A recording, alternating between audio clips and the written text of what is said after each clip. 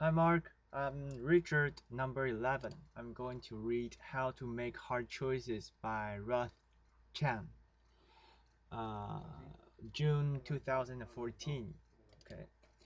Think of a hard choice you are facing in the near future. It might be between two careers, artist and accountant, or places to live, the city or the country, or even between two people to marry. You could marry Betty, or you could marry Lolita. Or it might be a choice about whether to have children, to have an alien parent move in with you, to raise your child in a religion that your partner lives by, but leaves you cold, or whether to donate your life savings to charity. Chances are the hard choice you thought of was something big, something momentous, something that matters to you. Hard choices seems to be occasions for agonizing, handwriting, hand-wringing, the gnashing of teeth. But I think we've misunderstood hard choices and the role they play in our lives. Understanding hard choices uncovers a hidden power each of us possesses. What makes a choice hard is the way the alternatives relate. In any easy choice, one alternative is better than the other. In a hard choice, one alternative is better in some ways, the other alternative is better in other ways, and neither is better than the other overall. You agonize over whether to stay in your current job in the city or uproot your life for more challenging work in the country because staying is better in some ways, moving is better in others, and neither is better than the other overall. We shouldn't think that all hard choices are big. Let's say you're deciding what to have for breakfast. You could have high fiber bran cereal or a chocolate donut. Suppose what matters in the choice is tastiness and healthfulness. The cereal is better for you.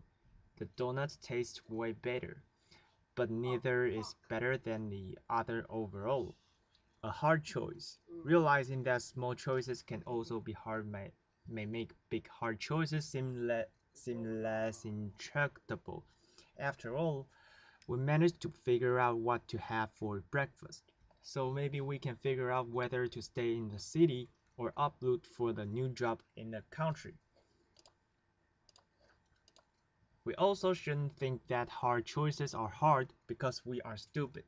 When I graduated from college, I couldn't decide between two careers, philosophy and law.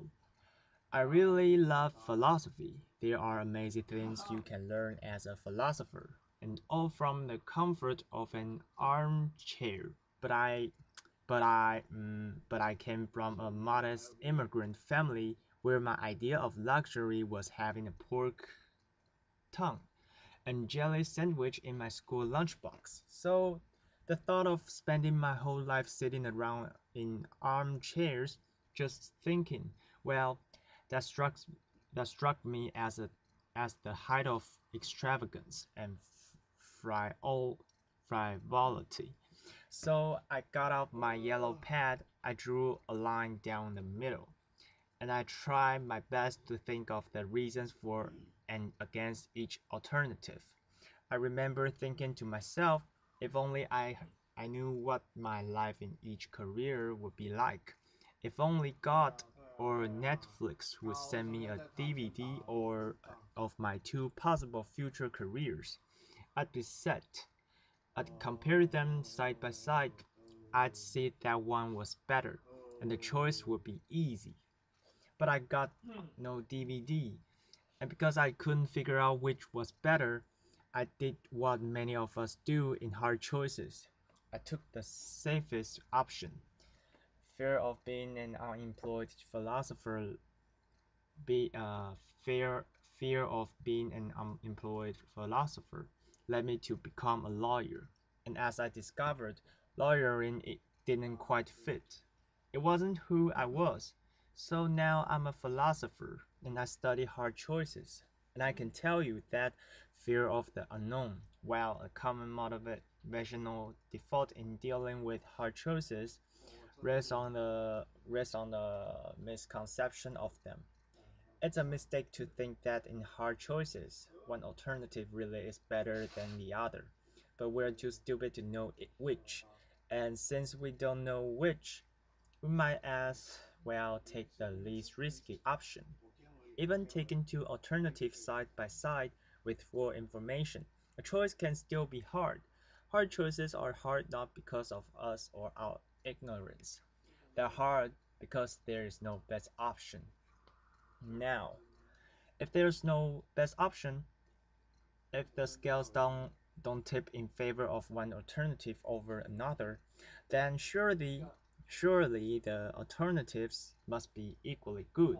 So maybe the right thing to say in hard choices is that they are between equally good options. But that can't be right. If alternatives are equally good, you should just flip a coin between them. And it seems a mistake to think, here's how you should decide between careers, places to live, people to marry. Flip a coin. There's another reason for thinking that hard choices aren't choices between equally good options. Suppose you have a choice between two jobs. You could be an investment banker or a graphic artist.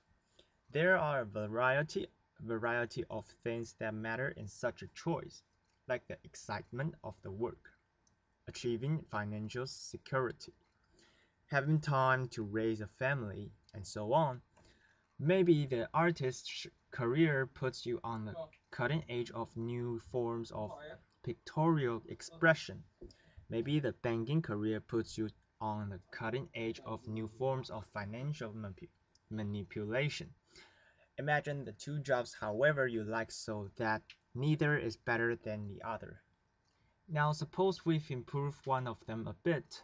Suppose the bank, wooing you, adds $500 a month to your salary. Does the extra money now make the banking job better than the artist one? Not necessarily. A higher salary makes the banking job better than it was before, but it might not be enough to make being a banker better than being an artist.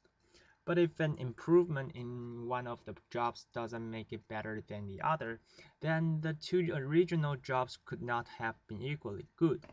If you start with two things that are equally good and you improve one of them, it now must be better than the other. That's not the case with options in hard choices. So now we've got a puzzle. We've got two jobs. Neither is better than the other, nor are they equally good. So how are we supposed to choose? Something seems to have gone wrong here. Maybe the choice itself is problematic and comparison is impossible. But that can't be right. It's not like we're trying to choose between two things that can be compared. We're weighing the merits of two jobs, after all, not the merits of the number 9 and a plate of fried eggs. A comparison of the overall merits of two jobs is something we can make, and one we often do make. I think the puzzle arises because of an unreflective assumption we make about value. We unwittingly assume that values like justice, beauty, kindness are akin to scientific quantities, like length, mass, and weight. Take any comparative question not involving value, such as which of two suitcases is heavier. There are only three possibilities. The weight, the weight of one is greater, lesser, or equal to the weight of the other. Properties like weight can be represented by real numbers, 1, 2, 3, and so on. And there are only three possible comparisons between any two real numbers. One number is greater, lesser, or equal to the other. Not so with values.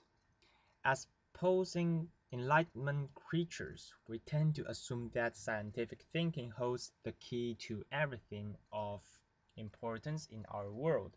But the world of value is different from the world of science. The stuff of the one world can be quantified by real numbers. The stuff of the other world can't. We shouldn't assume that the world of is, of lengths and widths, has the same structure as the world of oughts, of what we should do.